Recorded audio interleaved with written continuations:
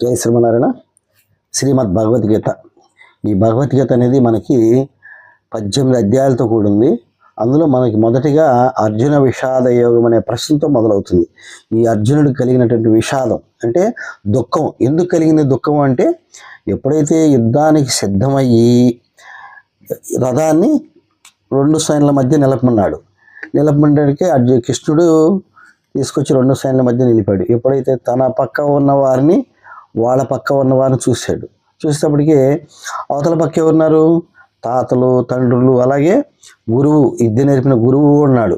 వీళ్ళందరూ చూసేటప్పటికి ఆయనకి మనసులో శోకం వచ్చింది.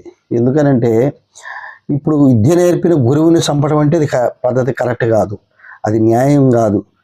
అందులో తండ్రులను చంపటము, అందులో తాతలని, వీళ్ళందరినీ చంపడం వల్ల ఇప్పుడు వరకు జరిగిన వైరాన్ని మర్చిపోయి వీళ్ళందరినీ చంపినందువల్ల నాకు పాపం వస్తే అని ఒక ఆలోచన కలిగి ఆయనకు గాంధీవం అన్నీ కూడా నేల జారిపోయి భయంతో నేను ఏం చేయాలి అని చెప్పని మొదటగా ప్రశ్న వేస్తూ, ప్రశ్నకు ముందు ఏం చెప్తానంటే, నకాంక్షే విజయం కృష్ణ నచ రాజ్యం సుఖాని చ కిన్నో రాజ్యేన గోవింద కిం భోగైర్జీవితేనవా కిం భోగైర్జీవితేనవా. ఓ కృష్ణ, నాకు విజయం కానీ రాజ్యం కానీ సుఖము కానీ అక్కర్లేదు. గోవింద, ఈ రాజ్యం వల్ల కానీ, ఈ భోగం వల్ల కానీ, ఈ జీవితం వల్ల కానీ నాకు ప్రయోజనం ఏమీ లేదు అని ప్రశ్నిస్తున్నాడన్నమాట. ఎప్పుడైతే ఇలా ప్రశ్నించాడో ఆయన చూస్తూ ఉంటున్నాడు. ఎందుకంటే ఈయనలో ఆ యొక్క మనస్థితిని కలిగించింది కూడా భగవంతుడే. ఎందుకంటే లోకానికి గొప్ప విషయాన్ని తెలియచేయాలి. ఏ విషయాన్ని?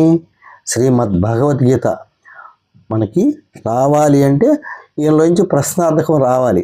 అలా ఎప్పుడైతే ప్రశ్న వచ్చిందో ఇక భగవానుడు దానికి సమాధానంగా ఇవ్వబోతాడనమాట.